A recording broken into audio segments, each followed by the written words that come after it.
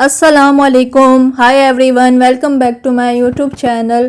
कैसे हैं आप सब? आई होप आप सब खैरियत से होंगे, ठीक होंगे। तो आज हम जो स्टोरी पढ़ने वाले हैं उसका टाइटल है मियाँ बीवी का झगड़ा। एक वकील साहब कहते हैं कि मियाँ बीवी का आपस में शदीद झगड़ा चल रहा था। वो एक दूसरे का चेहरा देखने के भी रवादार नहीं थे। जब वो दोनों मेरे ऑफिस में दाखिल हुए तो मैंने दोनों के चेहरे पर सख्त कशीदगी देखी। मैंने इन दोनों को बैठने के लिए बोला। जब वो बैठ गए तो मैंने कहा कि अब आप बताएं कि आपको क्या मसला है।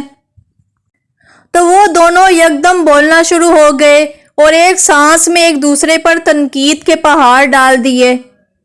दोनों अपने मौक़िफ़ से पीछे हटने को तैयार न थे। मैंने इन दोनों को अपने दिल की भड़ास निकालने दी और चुप करके इनकी लड़ाई खत्म होने का इंतजार करने लगा। जब दोनों बोल बोल कर तंग आ गए तो मैंने इन्हें कहा कि अच्छा, ये लड़ाई खराबियों और खामियों वाली कहानी हो गई।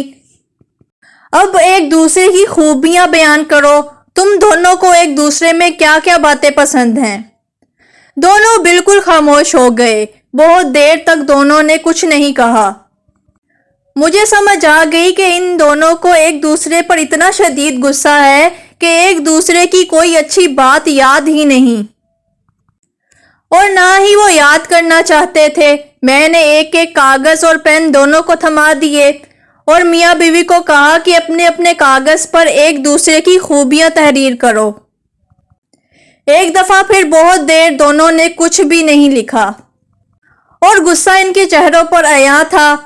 बहुत देर के बाद खाविन ने जैसे ही अपने कागज पर कुछ लिखना शुरू किया तो एकदम ही उसकी बेगम भी तेज तेज अपने कागज पर कुछ लिखने लग गई। लग रहा था कि अभी भी दोनों मुकाबले पर अपना अपना कागज भरने बैठ गए थे। जब उन्होंने लिख लिया तो बीवी ने अपना कागज मुझे थमाया। मैंने उसे वापस करते हुए कहा कि इसे अपने शोहर को दे दो, खुद ही वो पढ़ेगा। बीवी ने इसे दे दिया और इसका कागज ले लिया। दोनों ने पढ़ना शुरू किया और थोड़ी देर बाद बीवी के आंखों से आंसू जारी हो गए। वो दोनों एक दूसरे की तारीफें पढ़कर बहुत खुश हुए। कमरे की फजा एकदम तब्दील हो गई। ऐसे लग रहा था जैसे इन दोनों की कभी लड़ाई ही ना हुई हो। मेरा फर्ज पूरा हो चुका था। वो दोनों जैसे लड़ते बढ़ते अंदर दाखिल हुए थे वैसे ही हंसते मुस्कुराते कमरे से निकल रहे थे। हर इंसान बहुत सी खूबियों और खामियों का मजमुआ होता है।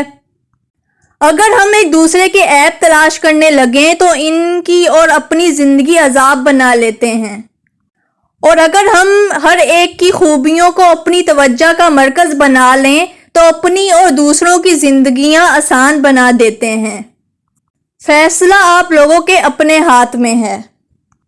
अच्छा तो नाजरीन, ये स्टोरी यहीं ख़त्म होती है और अगर आपको मेरी वीडियो पसंद आई हो तो चैनल को सब्सक्राइब करना ना भूलिएगा। दुआओं में याद रखिएगा। अल्लाह हाफिज़।